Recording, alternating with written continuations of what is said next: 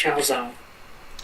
And it looks like we are now live. Welcome to the first episode of Bottom of the Bin for 2026. I'm your host, as always, Chris. With me is the special edgelord, Kaysen.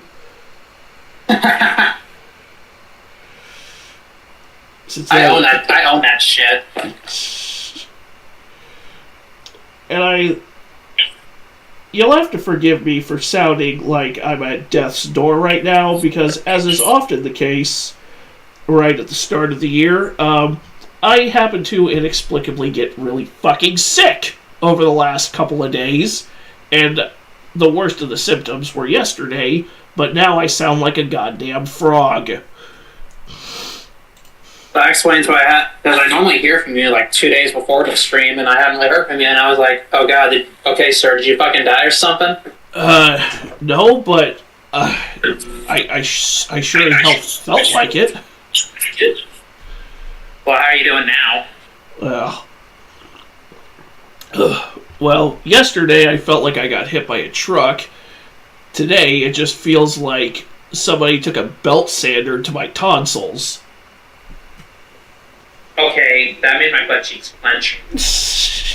That sounds like a kill from Terrifier. Again, butt cheeks clench. Either Terrifier or Hatchet. Victor Crowley Hatchet? Yeah. Dude, those movies are prime Bomb of the Bin material. Unless you consider them good enough to be discussion material. I don't know. Let me, I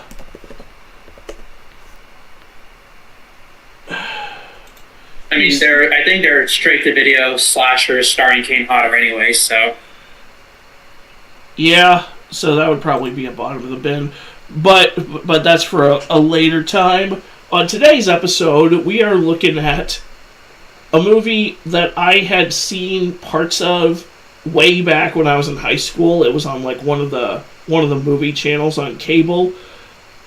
But for years, I could not remember the title. I just remembered it being really long, really convoluted, like way longer than a movie title should be. And for years I thought it was Blood, Guts, Bullets, and Octane. But no, that is a Joe Carnahan movie from the late 90s. No, the movie we're looking at today is called Bullets, Blood, and a Fistful of Cash.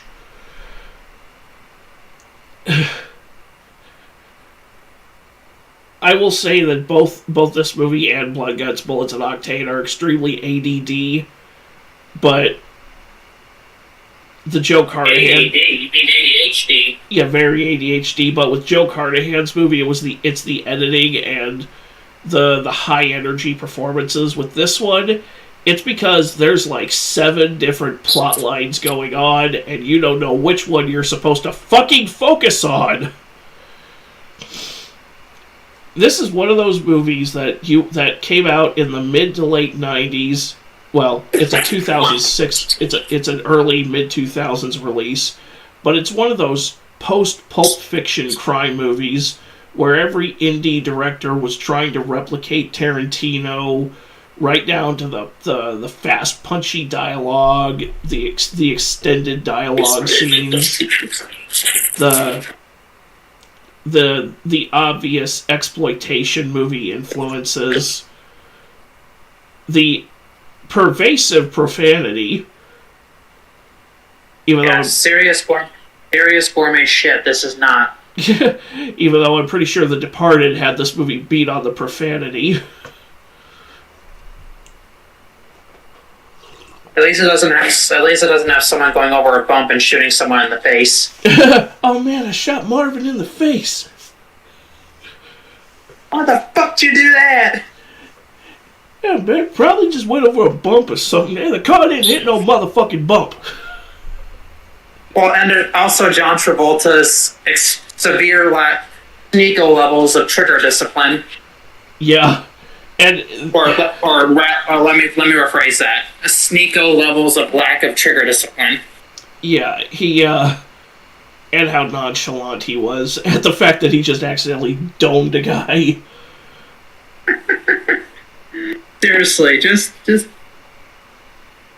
imagine if Sneeko accidentally shot his screen, because I saw a video of a girl who was waving a gun around live stream, and this live stream suddenly ended because she accidentally shot her phone's camera. Oh, I saw that clip. She accidentally I think she just shot her phone in general accidentally. I'm pretty sure I've seen that clip somewhere. It might have been on like one of Brandon Herrera's Darwin Awards videos. Yeah, because also reminds me real quick, back when I was 20, I was dating one of my ex's friends who said she was 18, but she lied about her age. She nearly got me in trouble. When her dad found out, he came after me, but I showed him the screenshots of her lying about her age, and you know how he punished her? He destroyed her phone with a shotgun. But She nearly got me in a lot of trouble, and she never tried to do it to anyone else after that. good. I think that goes without speaking. But if you're gonna lie about your age, don't do it. It's like how in Chris Hansen's, they tried to like lower their age from like 27 to 19, but it's like, dude, that's still illegal. Yeah. But getting back to In any event, Bullets Blend, A Fistful of Cash, this movie follows 9 shitbags over the course of a single day. You have Hector Gonzalez, who is on the verge of ruling. It's never stated which city this movie takes place in. I assume it's not Los Angeles. It's probably somewhere in like bumfuck Texas. There was like one exterior scene where it almost looked like downtown Dallas. yeah. It wouldn't surprise me because there's a lot of indie movies that actually do come out of Texas. One of them off the top of my head is Richard Linklater's Slacker, was filmed in Austin, Texas. Robert Rodriguez does a lot of stuff in Texas too. Yeah, didn't he direct Predators? I don't think he Like the 20... I don't think I think Robert Rodriguez directed the 2010 movie Predators, I'm looking that up. aka Predator 3. No, he only produced it. That one was directed by a guy named Nimrod Antal. Who? Nimrod Antal. His name is Nimrod? Yes. Can't make jokes about it because I thought Predators wasn't a bad. I didn't think Predators was a bad movie. I mean, I liked it for what it was, but a lot of people didn't like it. I don't know why. Probably because it was too similar to the first movie for a lot of people. Fair. In my opinion, the Predator movies peaked with, as much as I enjoyed Prey, the Predator movies peaked with 2. So I like how the Terminator movies peaked with 2, and they should have stopped, but they didn't give it a clusterfuck of multiversal consequences. yeah, that what was it? Terminator did that. Aliens did that. Well, you just There's said so many movies. you just said Terminator, so That's all good. I'm just gonna say there are so many franchises where they should have stopped after the second one or the third one. Friday the 13th. And supposedly the 2007 TMNT is related to the 90s movies. The fuck? It is. It's like a belated sequel to the 90s movies. So it is officially connected, not just by franchise. Yes. It's actual the same continuity. Yes. Yet they still didn't give us Krang.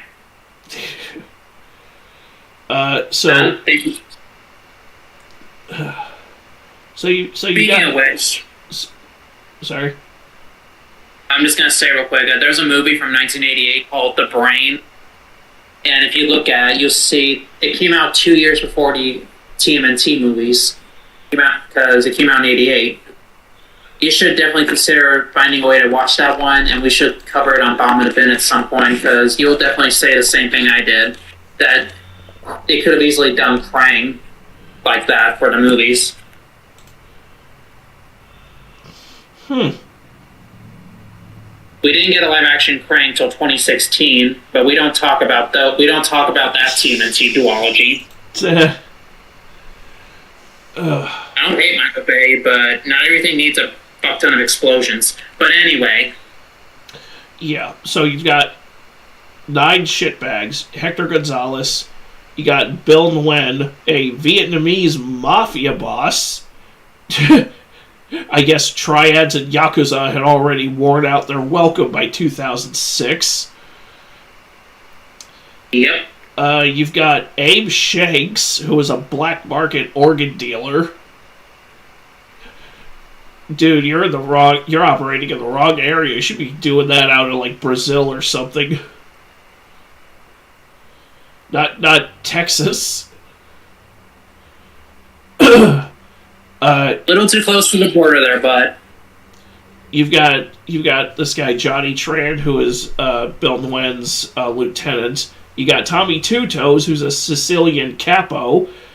You got Lenny, this bald mercenary, who's just kind of a he's got a few screws loose. If you've seen the movie Diablo, that came out last year, he's like Marco Zaror's character without the charm and the unnerving calm and the martial arts. Which I just watched that for the first time today. That is a prime Scott Adkins movie. For anybody who wants to watch some Scott Adkins. We need to feature Scott Adkins on this series at some point. We really do. He deserves so much love. You got this flamboyant Colombian drug lord Pablo. You got a drug dealing vice cop named Donnie, who looks like a skinhead. And at the center of this movie is a recently released ex-convict named Cash, who looks like a bouncer, and he's gunning for Hector Gonzalez because Gonzalez framed him for the murder of his wife 10 years ago. I'm surprised he only did 10 years for a murder he didn't commit in Texas, the state that puts the death penalty in express lane. Yeah, that makes me think of that one time a father found out a farmhand was abusing his daughter. He beat the motherfucker to death and faced no prison time. Yep. Oh, I heard about that because it was in Texas. And you know what I say? Nothing of value was lost. Yeah. So this entire movie... I would have fed him to the pigs, but that's just me. Ooh. Oh, like that guy from Snatch. We're not being serious. We're not planning a murder, YouTube. No. Yeah, let's just move ahead before they cut us. Yeah. Before the AI that runs Google now flips its shit. Because, you know, why take any of James Cameron's warnings at face value when we could just engineer our direct path into Skynet?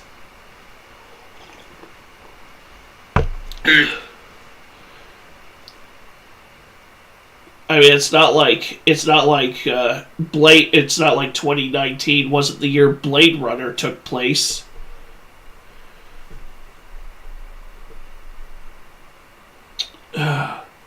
By the way, still no flying cars or neon-drenched noir cities. Dude, the future parts of Black Ops 2 are now officially set in the past. Yeah, that's hilarious to me. And now there's Black Ops 7, which is set 10 years after Black Ops 2. Just like both Snake Plissken Escape movies and the future Marty McFly visits in Back to the Future 2 are all from the past now. Yeah, because don't they go to like 2015? Yes. And Back to the Future? It's like 30 years, so it's like 30 years in the future, so 2015. Yeah. According to the synopsis, I watched this movie last night, and I was gonna bring up the Wikipedia page like I normally do because I have a shit memory. But what ended up happening was it doesn't have a fucking Wikipedia page. Yeah, that's how obscure this movie is. You know you've hit an obscure flick when it has no Wikipedia article on it. So I'm just going up by what I remember with especially with the synopsis on the film catalog, even though it's not much. So Chris is gonna have to bail me out here. Because I don't know if it's you cannot have my fucking calzone. Because I can't exactly watch it stream. Because if I have to turn it up, the audio might get the fucking stream cut. All I remember is it had a very interesting ending. It does. I kind of want to shy away from spoiling too much about the movie, because this is one that I would suggest. Like the last couple of ones that we did, we basically just spent like an hour summarizing what happens, and I would like to try to get away from that style of. Because I hate when a reviewer just recaps the movie. Well, I mean maybe that's just me. Well, I don't mind it as long as if they do it in a humorous way. If they do it in a humorous way, I don't mind it. Sorry if you guys hear my dog deciding now's a good time to start acting up. It's okay. My dog is the same way. Yeah, well, my dog has a big mouth. Okay. He's now on my lap. He's like, hi.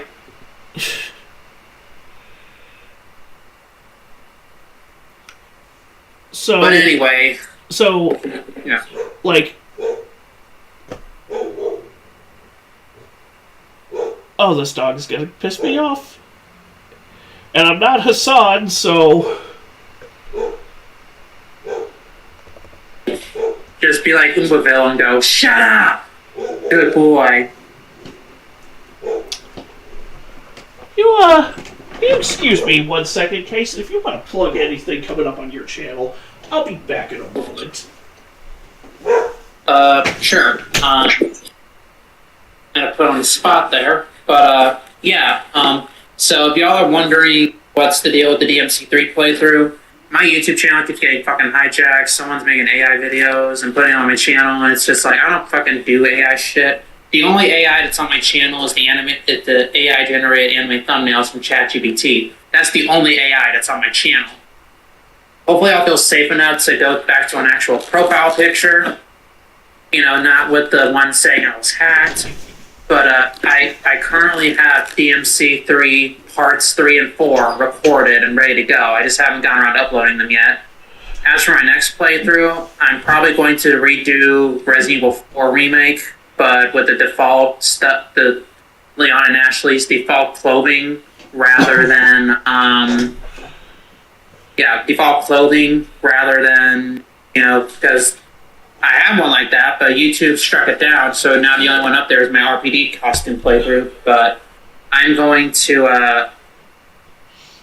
redo Resident Evil 4 because the whole Resident Evil Village debacle pissed me off when I had to reset everything, and it's like, I don't want to fucking do that right now. But, so expect some I'm also going to be doing more riffs. In other words, ripping off more of Chris's videos. Well, with the fucking... Huh? Well, I was just going to say, well, I'm back. So... I was thinking about the Hacker and AI channel, as well as why DMC Parts 3 and forward are delayed. And I'm just talking about how I'm going to do Resident Evil 4 Remake again. Yeah. With the default stuff. Right, I caught that. And more roasts. And more riffs, a.k.a. And more riffs, a.k.a. ripping off more of your videos with my own dialogue.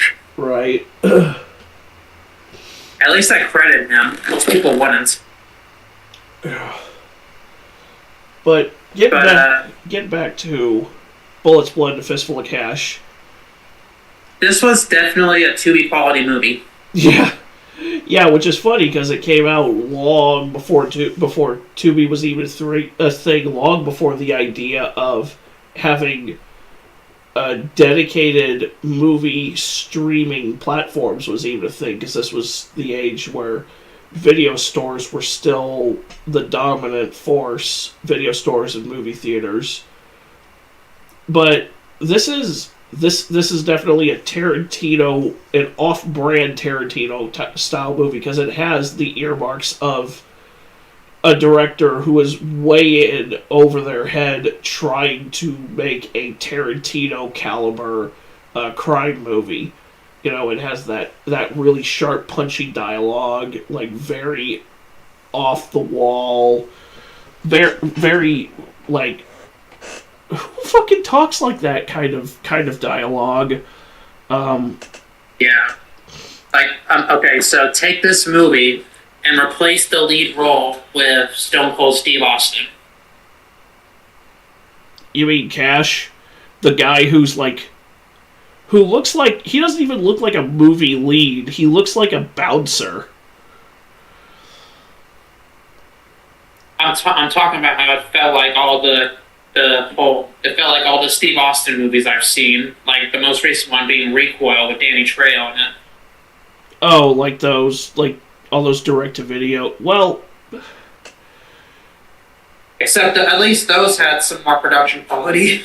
Yeah, well, I mean, in this movie's defense, it was produced, it was shot on an $18,000 budget, and by the time it got done, by the time they finished editing the movie, that budget had gone up to $50,000. Yeah, it's very clear in the movie's editing that this was a very low budget.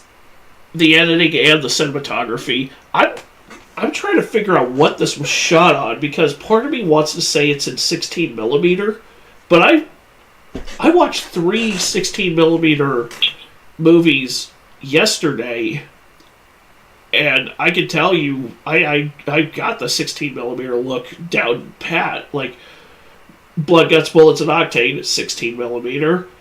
I watched this British vampire movie from the late 90s called Razorblade Smile, 16mm. I wish they would put that on streaming, because that's a fucking wild one. And then the other one I watched was Guy Ritchie's Lock, Stock, and Two Smoking Barrels. That was also done on 16mm. It's funny. You said Wild One, and I just thought about that movie from 2006 called The Wild, when Disney ripped off Madagascar. Yeah,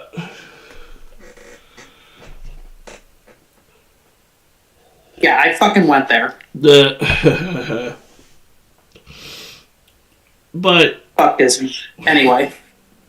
But, you know, going back to it has that, like every Tarantino movie has an ensemble cast. This movie has an ensemble cast primarily of, I assume, local actors who are trying too hard to look like hardened criminals, when Tarantino would cast guys who are natural performers, like Harvey Keitel and Michael Madsen and Steve Buscemi and Lawrence Tierney and Sam Jackson and Pam Grier. De Niro, because De Niro was in Jackie Brown. Yeah. Isn't a new Kill Bill coming out? So what happened was Tarantino re-released Kill Bill Parts 1 and 2 together as one movie. I think it kind of came and went. It was in the theaters for a little bit, but I don't think it's playing now.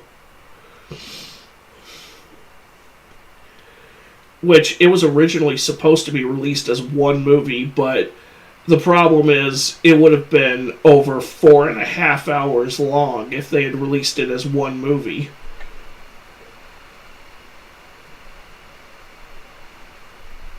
Yeah.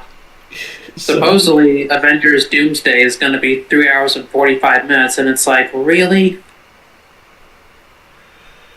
That runtime is not going to fix all the narrative retcons all the narrative fuck-ups that they have to fix to get anybody even remotely interested in that movie. My mom and I went to see Avatar Fire and Ash, and we got the first teaser trailer for Avengers Doomsday. We got the Steve Rogers trailer. Dead fucking silent. Nobody reacted to it at all. And I've heard this is not an isolated phenomenon, because apparently at other theaters across the country, people were talking about how everybody in their audience was more excited for Chris Nolan's The Odyssey, the trailer for Chris Nolan's The Odyssey, than they were for the Avengers Doomsday trailer. I mean, I'm kind of excited for it because they're bringing back the original lineup of X-Men, and Steve Rogers and Thor are coming back, but that's about all I'm excited for. And supposedly Robert Downey Jr. is. It's been rumored that it was rumored that it was actually going to be Tony Stark as an alternate reality Doctor Doom, but no, Robert Downey Jr. is playing Victor Von Doom in the MCU. Even though he was already Iron Man. Should have been. It's like, really? You couldn't have just hired Bill Skarsgård to play another cartoonishly evil character?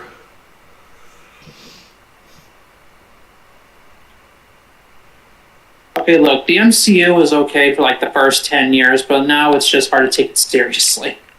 I've never taken it seriously. I've never understood why anyone would take it seriously. It's a comic book movie franchise that is embarrassed of the comic book look and feel. So it just feels like people who have never read a comic book in their lives trying to make a comic movie. Versus when Richard Donner made Superman, when Tim Burton made Batman, and if you get the director's cut, when Mark Steven Johnson made Daredevil. We're talking about the Affleck film, right? Yes. It's so long since I've seen that. Yeah, the director's cut is a near perfect Daredevil movie. Wasn't there going to be like a Daredevil game on like the PS1 or PS2, but it got scrapped? Yeah, it was going to be made by Rocksteady. It was going to be open world, and it was going to be on the PS2. And there is a playable build of it, or like a playable demo of it that is floating around on ROM sites. Dude. And yet, ironically, a decade or so later, they would end up developing one of the best gaming quadrilogies of all time, the Arkham series. I don't think Rocksteady did Arkham Origins.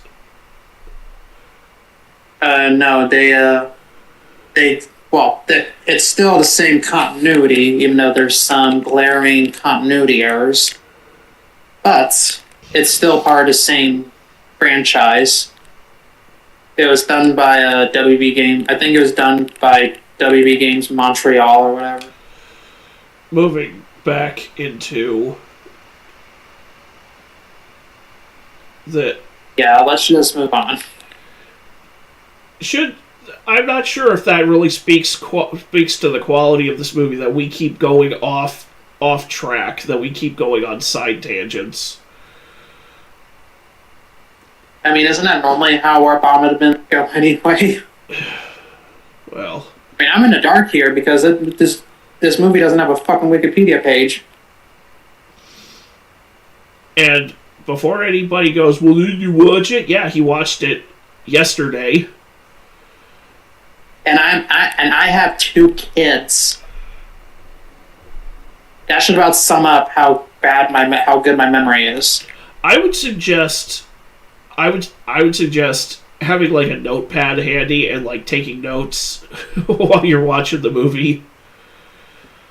It's ironic you mentioned that because I currently have a notebook and I'm using one of the pages to write down timestamps in this video when I feel like I said, even though I'm still probably going to ask you at the end if I did anyway, to make sure I didn't say anything cringy or inappropriate. Right. But And I have a recorder app going on my phone, which I have going 24/7 anyway to keep track of what I say and do because my mental health is shit and I can't remember anything. oh, so you're like Guy Pearce's character in Memento. But recording yourself all the time? Well, in his case, he has to take Polaroids and tattoo things and write things on note cards because he cannot form because he has a brain damage condition that has rendered him incapable of building new memories. Well, that's just sad. Honestly, if I got injured and ended up in a hospital because of a brain condition where I couldn't make new memories and I couldn't remember anything, at that point, just pull the fucking plug on me. Like, just pull the fucking plug because I don't want to live like that. But that's just me. I'm not suicidal. I'm not suicidal, but I don't want to be a vegetable. Right. Plus, it'll be less of a burden. It'll be less of a burden on my family. Moving on. Yeah, let's just move on before it gets depressing. Yeah, but anyways, the ensemble cast. This movie is very clearly trying to do the we're inspired by exploitation movies thing because it does have there's no scenes of sexual assault like an exploitation movie would have. Thank God, because I can't stand it when movies do that. Yeah, that would have definitely been. I'm sorry, but if that would have happened, I probably wouldn't be. That's the only reason I'm joining in on this episode because it didn't. Yeah, but it does have the graphic violence down. Like for being shot on only $18,000, like there's a pretty good amount of like there's some good practical blood squibs in this. There's some good gore effects, even when they clearly did not have the budget to go all out on the gore. Like, now if only if they had filmed with $50,000 to start with, or even, I mean, Damien Leone made Terrifier for $35,000, and most of that money was spent on gore. How much you want to bet that the blood in this movie is just corn syrup with red food coloring? I mean, that's what most low-budget movies use for their blood mixes anyway. That's what it works. That's what Sam Raimi did with Evil Dead. I think that's what Brian De Palma used for the pig's blood in Carrie. Yeah, well, didn't they have to like break apart furniture and burn it to stay warm because of that's how the working conditions were? I think so, because in that movie's case, Sam Raimi went to the production took place in Tennessee because they figured, well, it's a winter shoot. Tennessee's a southern state. It'll be warmer than Dearborn, Michigan, but it's like Michigan wound up having one of the mildest winters on record that year, and Tennessee had one of the coldest. It's like what James Rolfe said in his review of Godzilla vs. King Ghidorah from the early '90s. It's like, so good news is, bad news is, good news is Godzilla's back. Bad news is Godzilla's back, because the Futurians, which one of the Running Men was definitely a ripoff of the Robert Patrick running in Terminator 2. I'll send a link to that to you later after the stream. But basically, they replaced Godzilla with their own monster, but due to a oversight, Godzilla is still created. You know, they tried to retcon Godzilla, but they overlooked some things, and Godzilla was created anyway. And he basically defeated King Ghidorah. I thought that wasn't going to happen. I don't see how this is connected with my Evil Dead analogy, but okay. No, listen, I'm almost there. But, you know, when they thought they were going to be okay because winter wasn't going to be bad, it's like, hey, it's like they fucked themselves. And that's what they basically did when they replaced Godzilla with their own evil monster. Like, they needed Godzilla to monster, but he doesn't exist anymore. It's like they fucked themselves. But thank the heavens, Godzilla was still created because of a nuclear submarine.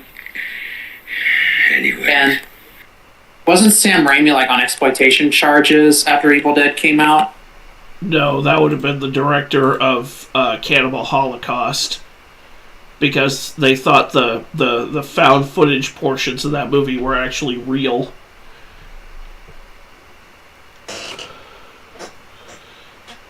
Yeah, I heard that's one of the most disturbing movies ever made. I've never watched it myself, but I've never watched it either, but I've seen a bunch of lists of like the most disturbing movies ever, and it's always on those lists. yeah.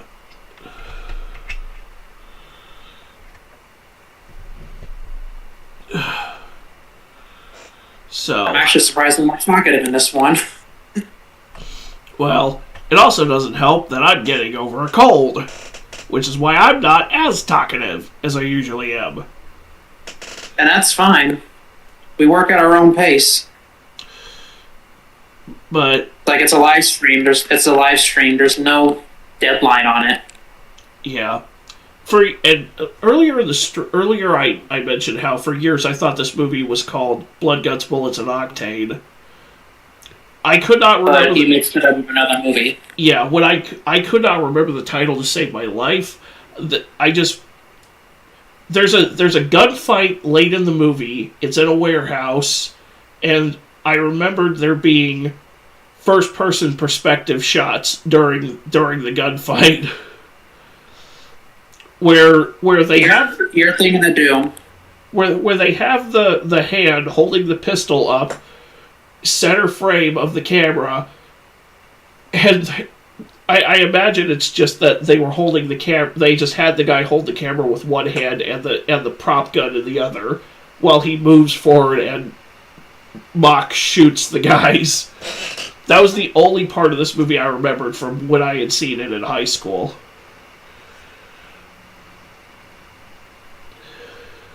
This was my first time viewing it, so I had seen most of it when I was in high school. I missed when I first watched it, I probably missed the beginning of it, and I missed the end of it, because I didn't remember it opening.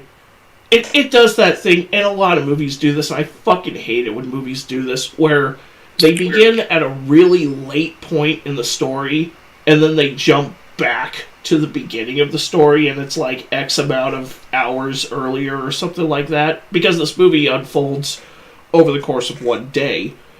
And it's like, unless you're going to do something clever with that, like how Tarantino will, his timeline is constantly jumping around, and like in Pulp Fiction where it jumps back and forth in time and eventually just goes into this great big circle. Or Chris Nolan's Memento, which actually begins at the end of the story, and then it'll cut to a scene that takes place at the beginning of the story, and it keeps jumping back and forth between these two parts before the movie eventually ends at what would traditionally be the middle point of the story. So it's like you have one end Yeah. of Memento story moving forwards and one end moving backwards, and it's really a really bizarre. Uh, it was a really bizarre storytelling mechanic that made that movie flow so beautifully. It's one of Nolan's best movies in my opinion. Right. But no, this movie doesn't do anything clever with that. It's like, hey, let's start at this point, like towards the end of the movie, and then just jump back to the beginning. And it's like,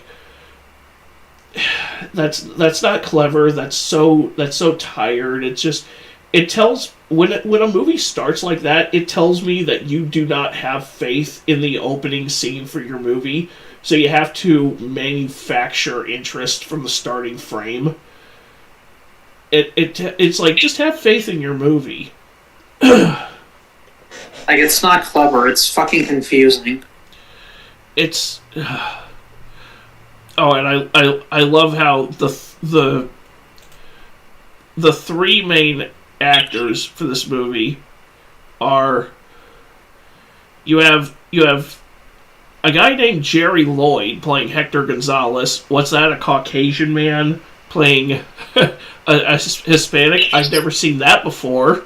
Like in Miami Vice, there was an episode where Ian McShane played a Colombian drug lord. You like English? Yes, Ian McShane, an Englishman, was playing a Colombian drug lord in an episode of Miami Vice. That actually happened. It was like the very last episode of the series. Yeah, and this is the same guy who was like, "Want a blowjob while I talk to you?" No, I wasn't offering it personal. Yeah, this was Al Swearingen from Deadwood. See, also the best character on that fucking show. Anyways, Yeah. Then you have playing Cash as a guy named Tom Doty, THOMDOTY. Is it just me, or did all of his dialogue feel like it was dubbed in post? Because a lot of his shit sounded like it was ADR'd in. at least there wasn't what Amazon Prime do of an anime and just did AI thing. Yeah. See Charlie's video on that. Fuck that. Ugh. I think I've seen that clip. Fuck that mess. Yeah, because apparently Disney started using AI too. Yeah. Well, yeah, because they were called out for using AI for the for using AI generated images in the opening credit sequence for Secret Invasion or Secret Wars or whatever that bullshit Disney Plus original series that nobody fucking watched, numbered 577 billion. Called Secret Invasion. Secret Invasion, okay. I knew that. Where Nick Fury came back into existence. I knew that the follow up to Doomsday is supposed to be Secret something. I guess it's Secret Wars. I can't be bothered. Yeah, I can't be bothered to pretend I give an ounce of a fuck about.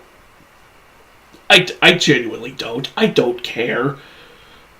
Let's especially not forget about the Jonathan Majors scandal.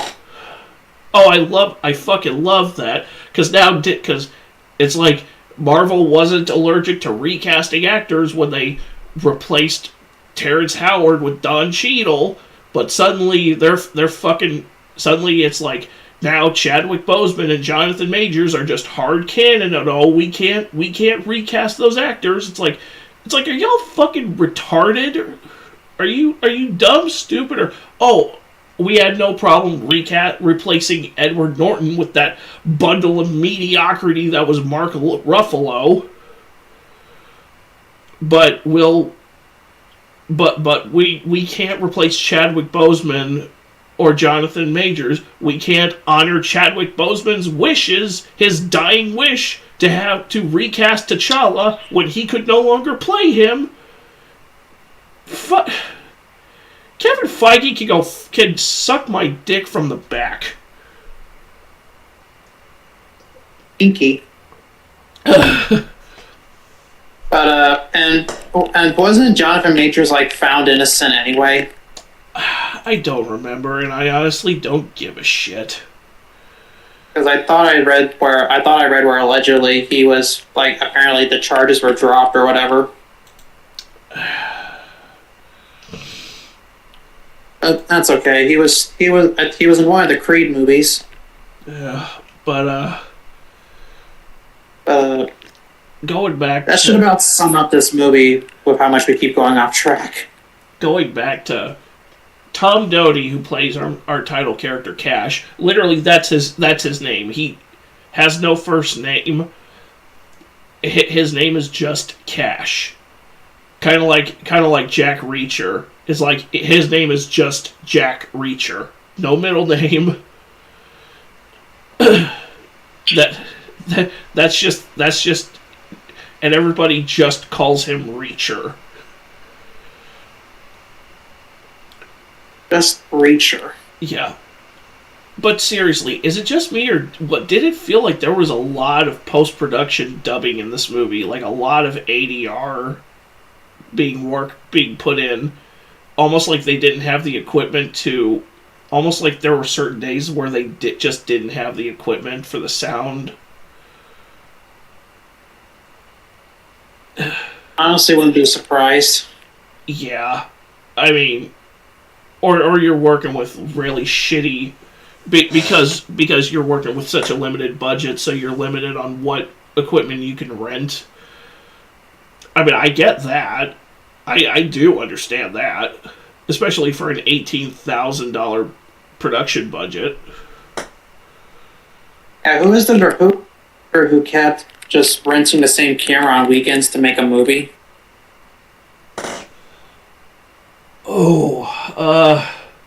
There's two directors I can think of off the top of my head that did that. I know Tarantino had attempted to make a movie. It was going to be 16 millimeter. It was going to be in black and white, and it was going to, and he was financing it out of pocket by working at a video store, and so he would get a little bit of money, and then he'd go off and shoot for the weekend, and then go back to work on Monday, and then just kind of piece it together over the course of 4 years. Now, most of the footage for that movie had a large chunk of the footage for that movie has been lost. You can still watch. Somebody did compile a series of clips from the surviving footage and has posted it to YouTube. It's called My Best Friend's Birthday. But the only other director I can think of that's actually how Chris Nolan made his first movie. His first movie following. A lot of Nolan references today. Oh yeah. But the thing with Nolan's movie was that he was financing that movie entirely out of his own pocket from being a corporate video producer. He was producing like training videos, and he would rent a 16mm camera, get 16mm film stock. His actor, because everybody associated with the movie had a full-time job, they could only meet up to film on Saturdays, and they could only film for 15 minutes per Saturday. So it took Nolan roughly about 3 or 4 months to get all the footage he needed, which is why Following is only like 70 minutes long. And apparently he spent close to a year editing the movie. Damn. Like, I'm not the biggest Chris Nolan fan in the world, but that is a level of dedication that you have to admire. I mean, I respect the hustle. Hey, the guy wanted to make a movie.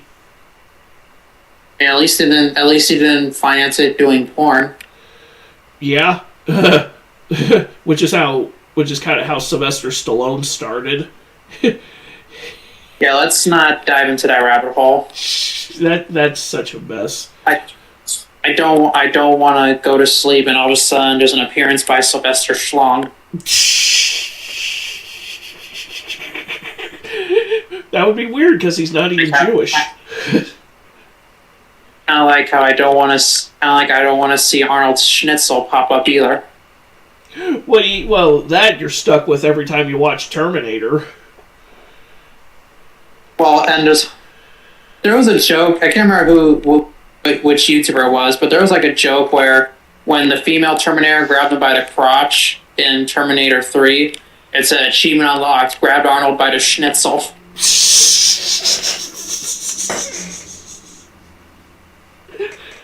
Grab Arnold by the schnitzel.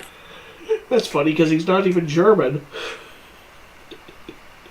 Yeah, he's Austrian. Yeah. Now say it in a Trump act. Now say it in a Trump voice. That's hilarious because he's not even German. He's Austrian. I meant say grab him by the schnitzel. Grab in him a by Trump voice. Grab him by the schnitzel.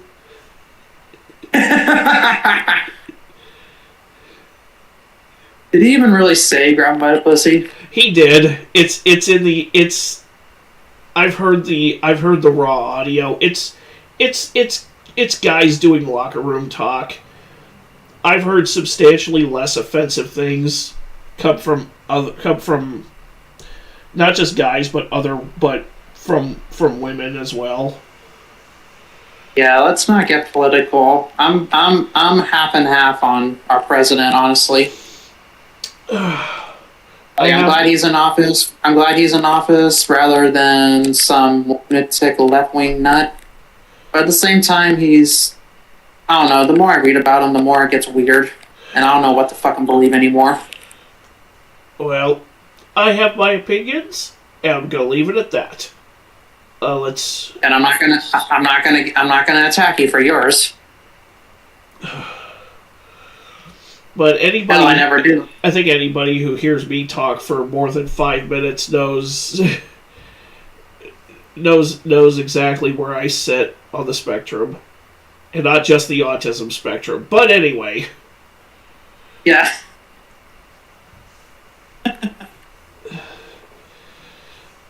I don't suffer from autism. I'm actually really damn good.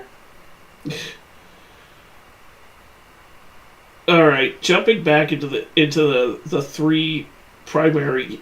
Well, it's really two primary casts because the only other the three top billed actors, according to the IMDb page, are Jerry Lloyd playing Hector Gonzalez, Tom Doty playing Cash, and a guy named Roy Stanton playing Donnie Edwards, the crooked vice cop, who honestly looks like every time I looked at him for the few scenes he had in the film, I just kept thinking of the Jeff Foxworthy bit where he's like 100% of black guys who shave their heads look really cool, but 50% of white guys who shave their heads look like they just murdered their parents. I mean, it's true. He wasn't wrong. Yeah, because black people sell the bald look better than white people. Yeah. There's a very... I don't know if that's an insult or a compliment. It feels like an insult. There's a very thin... With bald white dudes, there's a very thin line between Stone Cold Steve Austin and... oh, damn, I just had a good one. Stone Cold Steve Austin and Edward Furlong from American History X. Isn't that the one where it has the guy curb stomping the guy? Yeah. Edward Norton. Stomp the flag challenge. Can I play too?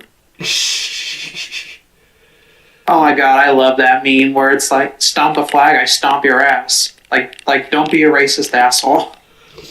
Well, there is a song literally called "If You Have the Right to Burn My Flag, I Have the Right to Kick Your Ass." Yeah, dude, you ever hear "Am I the Only" by Aaron Lewis? What is it? It's the lead singer of Stained, and he has a song called "Am I the Only One?" That's like a right-wing anthem. To my knowledge, I haven't. Well, if you listen to it, you'll probably definitely have heard it before. Probably. But it's Aaron Lewis, the lead singer of Stained. Mm. Am I the only one? Well, he goes on about like, am I the only one who quits singing along every time they play a Bruce Springsteen song?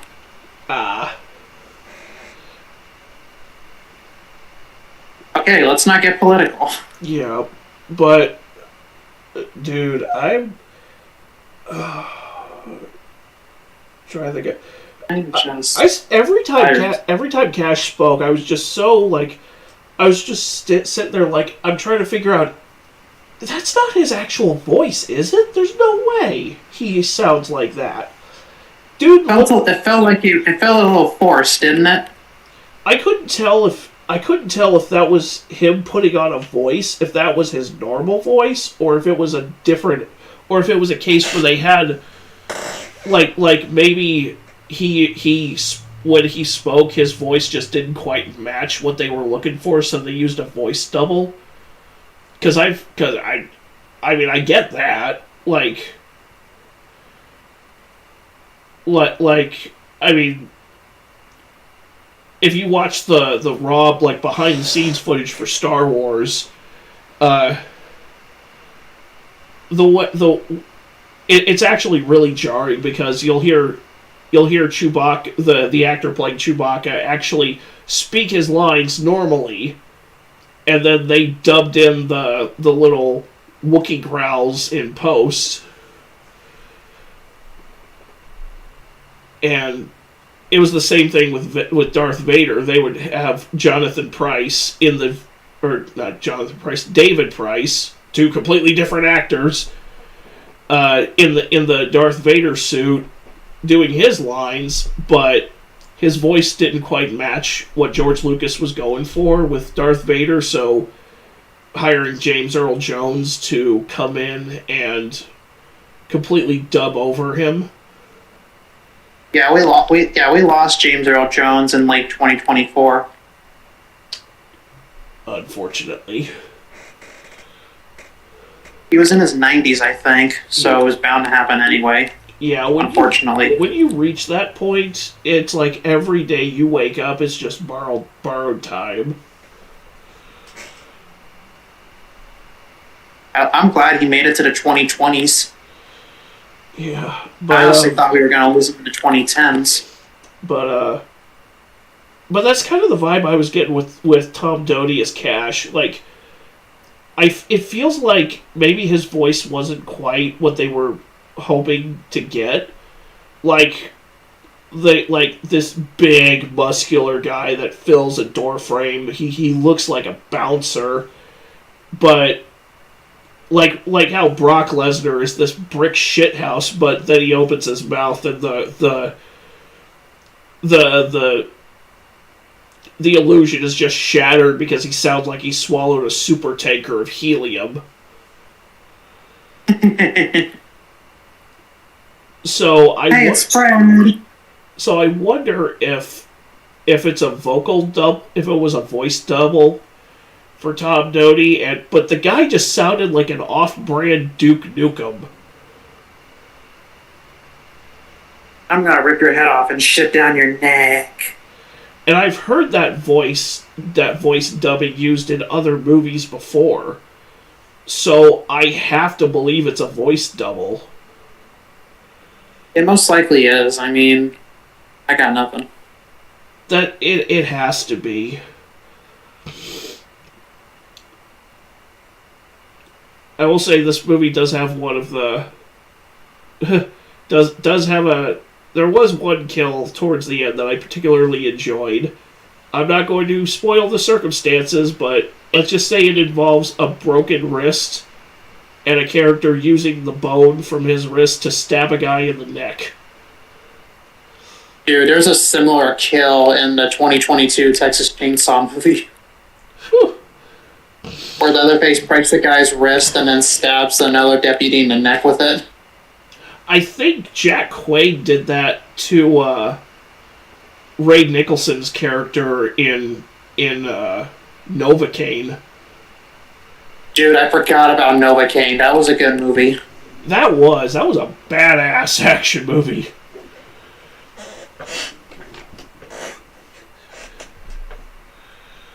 And I personally found it hard. I mean, I don't know. I wasn't really a fan of Jack Wade's character in Scream 5.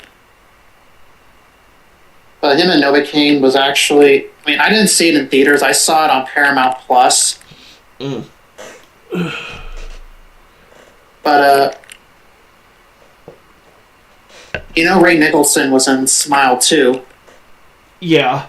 I've never seen Smile 2. Apparently, his counterpart in Smile 2, when he smiled, it looked like his father in The Shining. Whew. Like, so many people were I think it was Dead Meat that made that comparison. That wouldn't shock me.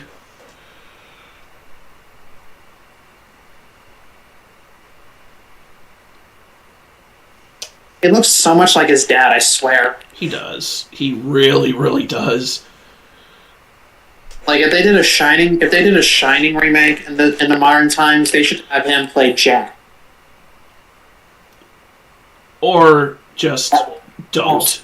Or whatever Jack Nicholson's character name was in The Shining, I forgot. It was Jack, but I would say just don't, because Kubrick already made the good version of that movie. Are you talking about the miniseries or the movie? The movie. Yeah, because I heard people say the miniseries is better than the movie.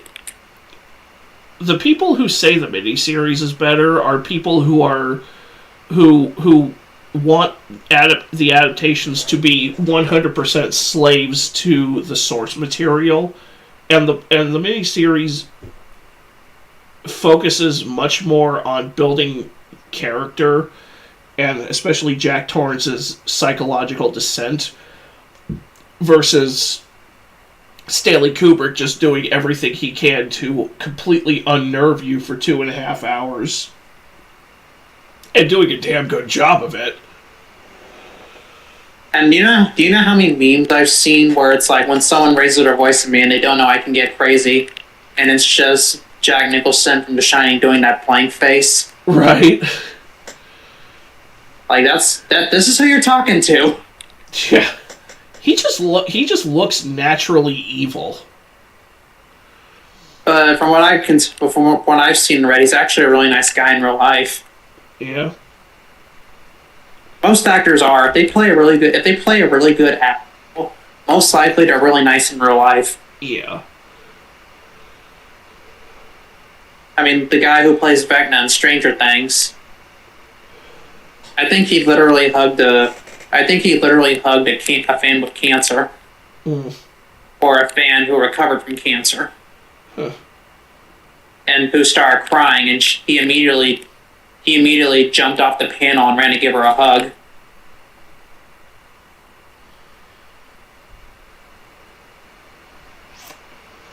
Well, actors that go above and beyond to show love to their fans. Right.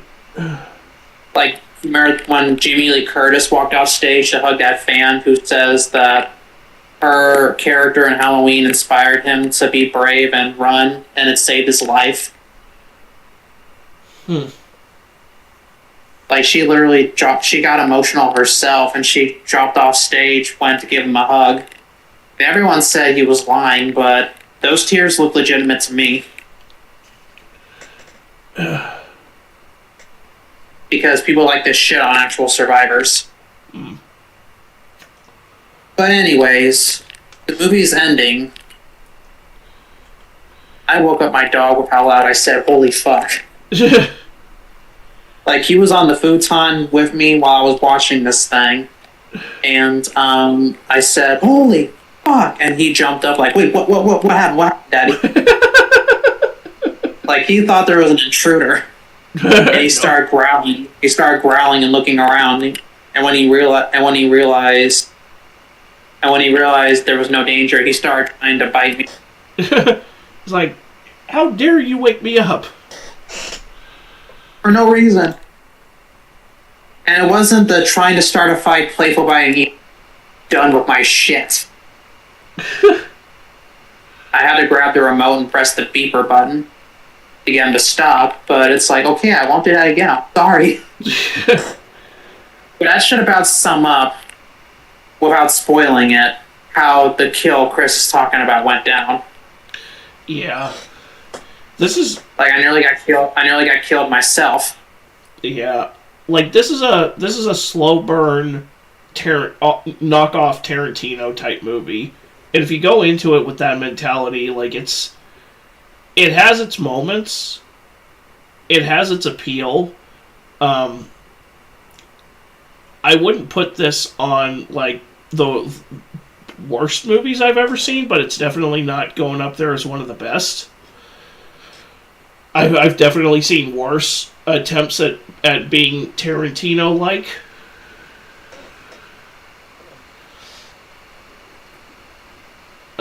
One that immediately comes to mind is a movie called Catch 44 that Bruce Willis was in. Yeah, speaking of Tarantino, you know who I kept expecting to show up in this movie? Who?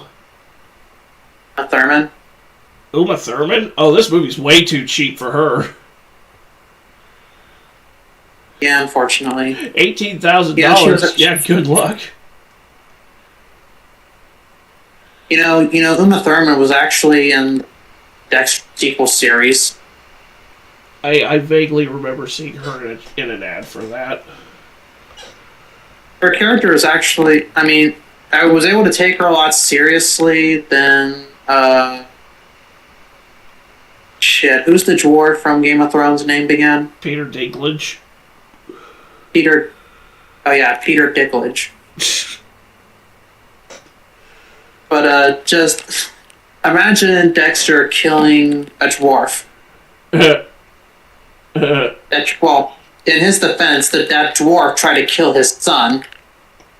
Wow. Like pointed a gun at his son. So you knew from that when that happened. It's like, yep, you're gonna go, asshole. Well, that's not very nice. Why do I get the feeling Hornswoggle found satisfaction in that scene? Yeah. Because didn't he go he went on a podcast and was like, the first thing he said was, "Fuck you, Peter Dinklage." Yeah, piece of shit. He said that on a podcast. He tore, when those comments went viral, he tore Peter Dinklage apart on, like, Fox News. I mean, given what Peter Dinklage did, what the dumb shit he said, it was kind of a valid crash out. It's not even what he said, where he was worried about dwarf actors being stereotyped. The problem is, you have to be very careful about how you word that, because number one, the internet is where nuance goes to die, and number two, Hollywood executives are fucking retarded. And will follow anything that actors say, especially if they have a big following. And want so badly to be perceived as allies for everybody that isn't like a regular height white guy. Yeah, didn't Brad... Okay, who's the dwarf comedian named Brad? Like, what's his last name? Brad Williams or whatever? Yeah, it's Brad Williams. I was gonna say Brad Garrett, but no. Brad Garrett's, like, definitely not a dwarf. Because didn't Brad Williams destroy wokeism and racism? Yes. Because he said, trying to act like an ally and speak up for them is more racist than the actual racism. Yep. I have Mexican and black friends who agree with that stance. Well, yeah. Not just white people. Trust me, other ethnicities agree with that too. Yeah. Just ask the people of Venezuela who are shitting on every middle-aged white Karen throwing a temper tantrum over Delta Force arresting Maduro. It looks like Dr. Disrespect. Ugh. Or does Dr. Disrespect look like him? I don't know. Dude, but it's like imagine like going off like back in 2020 they went off on Trump for something Like they said they went off on him for not acting, and now they're going off on acting. That about sums up the left for you. Like I can't take either side seriously if I'm being honest.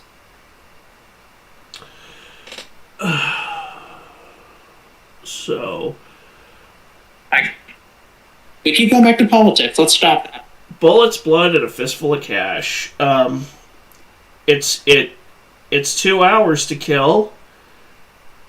If you understand what you're in for, like I said, it's a Tarantino ripoff with a substantially smaller budget. Right now, it's on Prime and Pluto and Roku, and I guess it's now back on Tubi. It's usually on Tubi, but it got taken off of Tubi for like 1 or 2 weeks. Apparently, it's back on now, which is fucking. Hold up, I'm gonna look it up on Tubi on the TV right now. Okay. And let's see if the link isn't like broken or anything. Nope, it's off of Tubi. It's dude. That's like when there was an Xbox link for Ghost of Tsushima. So it is not on Tubi. It is on Prime and Pluto and Roku. Is it free on Prime, or do you have to have a subscription? You'd have to have it's one of those included with Prime. Okay. But Pluto. Wait a fucking minute! I should know this. I watched it on. Where is that clip? Here we go. And if you close your eyes, does it almost feel like you're not retarded at all? And if you close your eyes... You need to send that to me still. That's my theme song. Fuck all of y'all. That's my theme song. Anyways, next week... But it is on... Wait. But it is... Yeah, do your outro. But it is free on... It is free on Pluto TV and Roku channel, so there is that. I just sent the clip to the chat. I'm surprised it actually got through.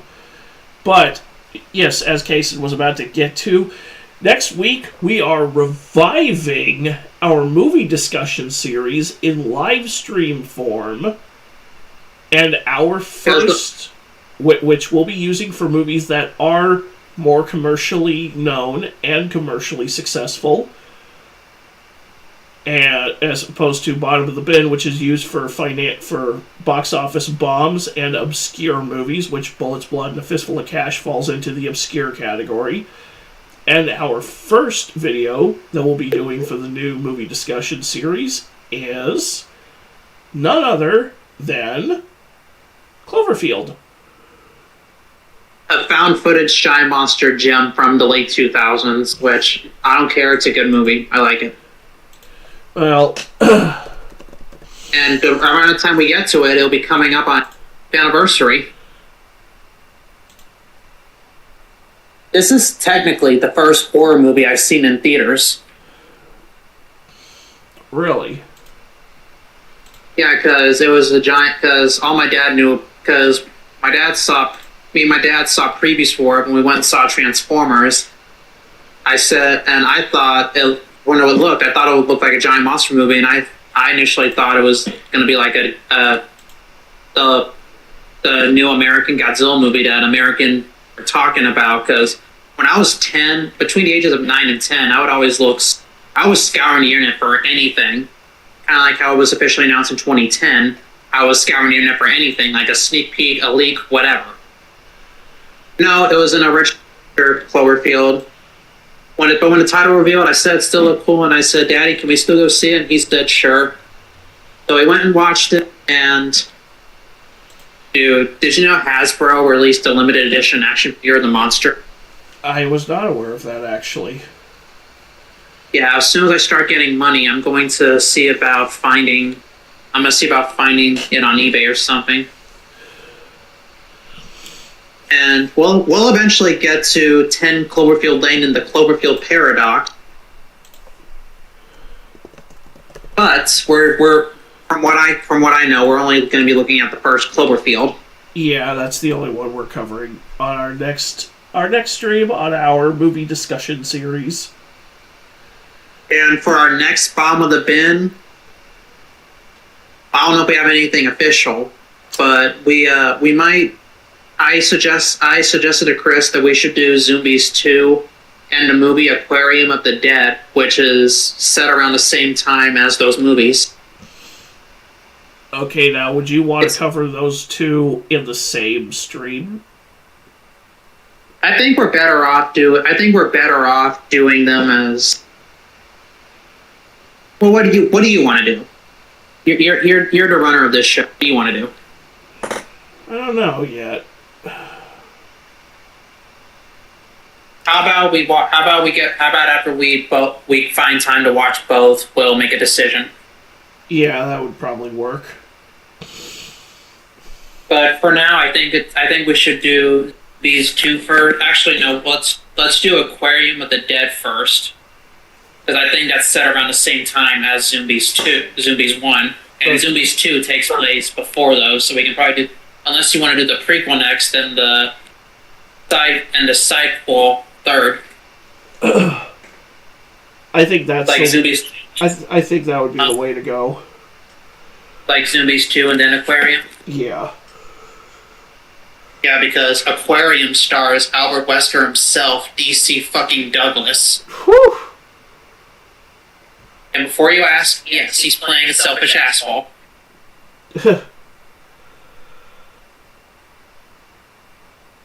Natural selection makes the survivors power to fucking focus. If my voice wasn't so fucked up, I would actually do the voice. Hey, you don't have to do the voice, I just don't remember the quote. Stronger and better. Yeah. But in any event, if you stuck around, we appreciate it. Yep. Did we get any comments from Random Gamer or Rob? No, no comments today. I had to go back and manually turn on the comments for all my streams because I have no idea why in the Fart Fresh fuck they were turned off. Yeah. Turns out it's been doing that for a while and I didn't notice that to stream, so I apologize for that. Well, because I went back and looked at the comments of like our past 4 or 5 streams and it said comments are turned off and it's like, why? Yeah, because I never turned that off. And so I brought it up on our last stream when I noticed. So, yeah. And if I would have noticed sooner, we wouldn't be having this fucking problem. Yeah, and I never turned them off. Yeah, I don't have comments, but that's because YouTube is being a dick.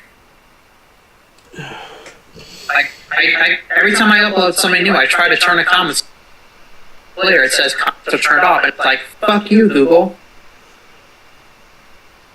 Not surprised it's the same platform. It's the same platform that wants to use AI to moderate everything, and you know every account is getting unfairly banned for no good reason. Yeah, because AI never makes mistakes, ever, right? Fuck you. Terminator. But who pissed it off to the point it decided to annihilate the entire planet? Right.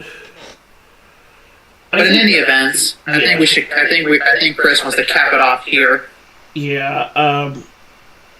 That's Bullets, Blood, and a Fistful of Cash. If you got a couple hours to spare, if you don't mind the extremely low budget and the obvious Tarantino worship, give it a whirl.